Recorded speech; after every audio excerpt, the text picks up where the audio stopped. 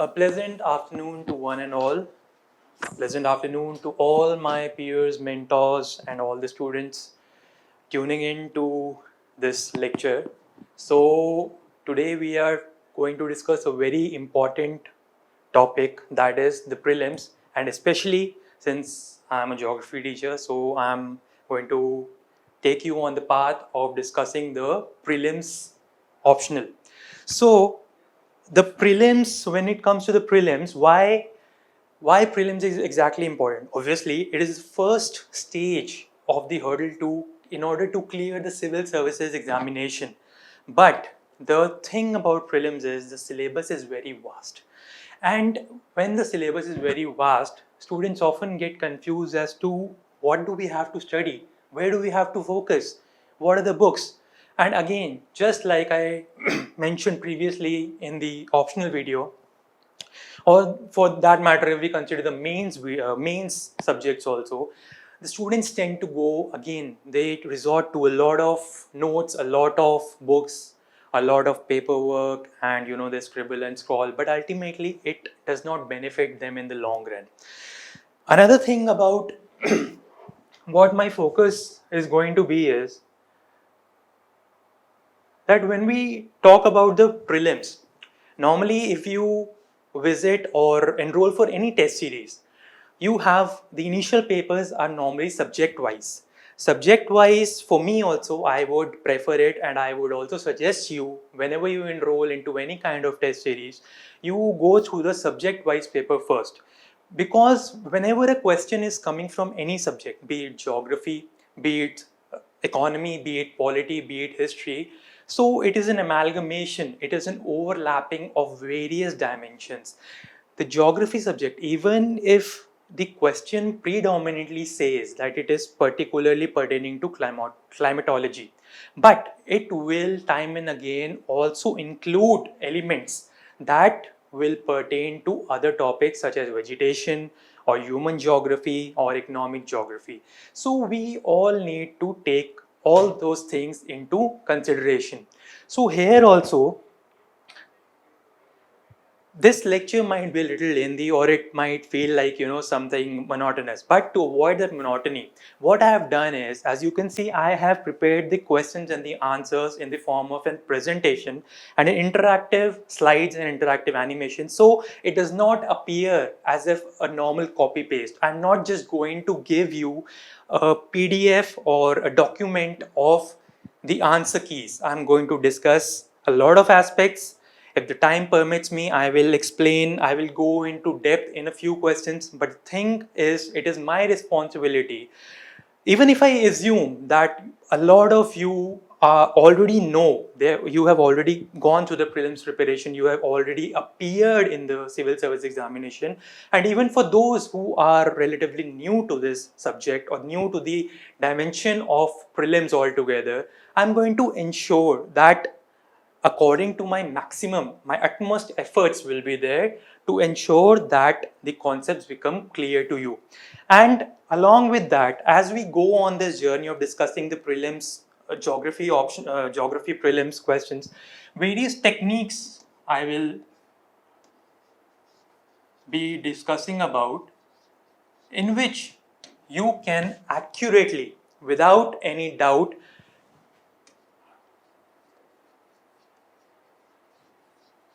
reach the correct option. So techniques which I'll be discussing are, first is the, either the exact option, exact, no doubt, you are sure that this is the answer, so this is done. Second is you go by a very famous technique known as elimination. This is a kind of, in layman terms, a jugaad kind of technique. Anyways, third is the logic. Sometimes you feel that, this option seems like common sense, and this option, cannot be possible at all. Even if I haven't studied that topic, I don't know. And fourth is the last resort, which should be used only in dire or unprecedented circumstances, or if you have not attempted enough questions, or if you feel that your attempts might not get you anywhere near to the cutoff, this is to be the last resort. So again, let us cut straight to the chase. Let us begin the discussion.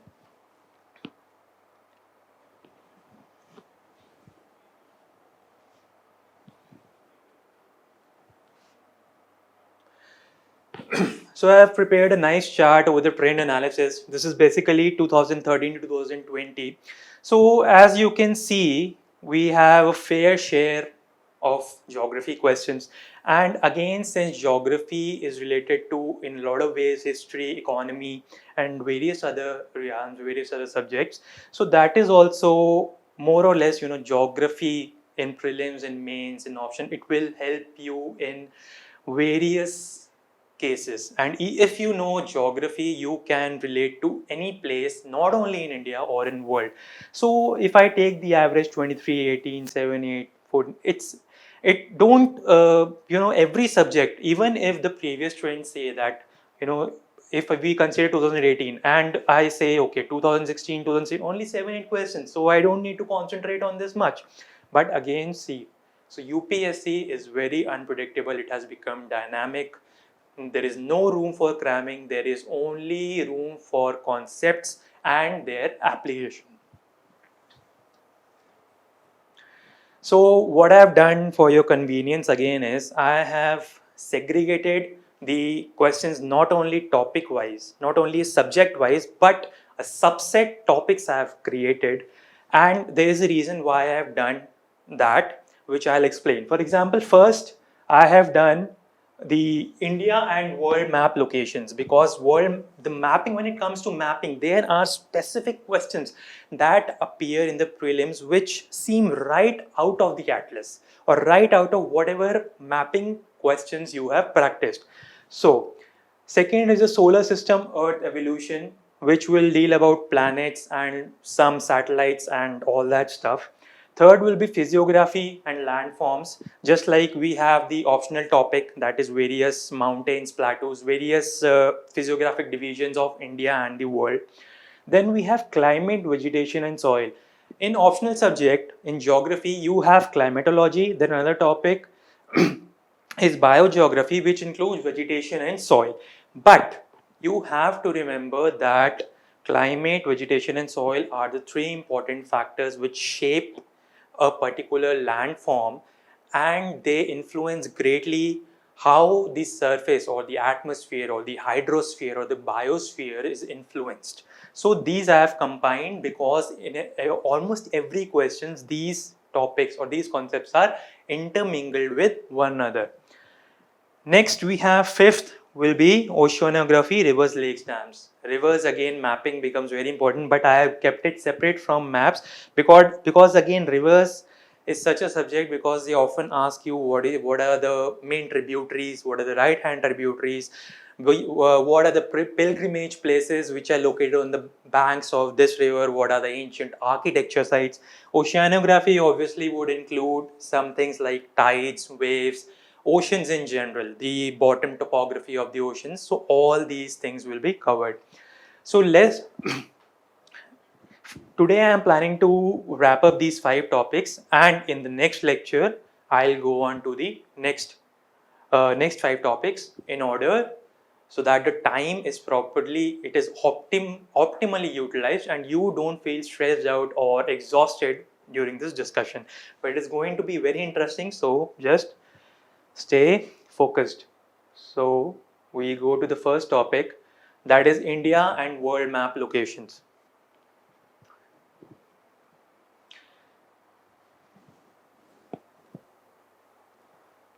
So this is a 2013 question.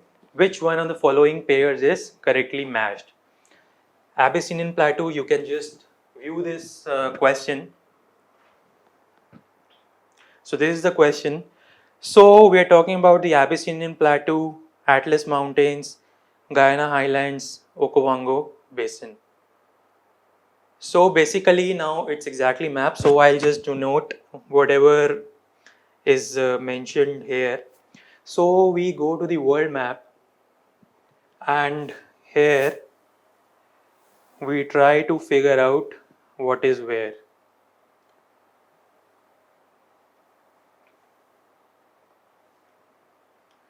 So when we talk about the Abyssinian Plateau, Abyssinia basically, Abyssinian Plateau is here in Ethiopia.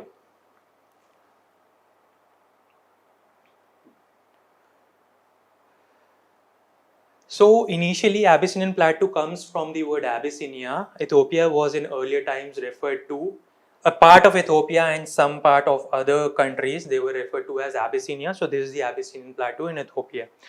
Guyana Highlands, they occupy this region. Venezuela, Guyana, Suriname and French Guyana. So this is the Guyana Highlands. Again, if we go down history lane, and this was under British control. Suriname was earlier known as Dutch Guyana. This was under Dutch, and this is the French Guyana. An important place in French Guyana is the space station Kourou, which has often been used by ISRO to launch its satellites. So that is just a factual question. Again, Atlas Mountains is a range in northwestern Africa. This is Morocco. This is Algeria. And this is Tunisia. These three states are also known as the Maghreb states or Maghreb countries. Now, Okuwango Basin is here. The important thing about the Okuwango River, first is these countries are, this is Namibia, this is Angola, and this is Botswana. So a special feature of this basin is that it is an endorheic basin. That is, if you notice, it starts from here and it develops an alluvial fan over here, but it does not discharge. It does not discharge its water into other rivers, other external rivers or other oceans or other basins. So this is also endorheic basin. It is Okuwango Basin is also known as the Namib Basin. So we have completed the features. So if we go back, so we know that this is correct. So Abyssinian Plateau is Ethiopia. This is incorrect. This is incorrect. And Patagonia is basically a cold desert in Argentina. Here in detail explanation is also given.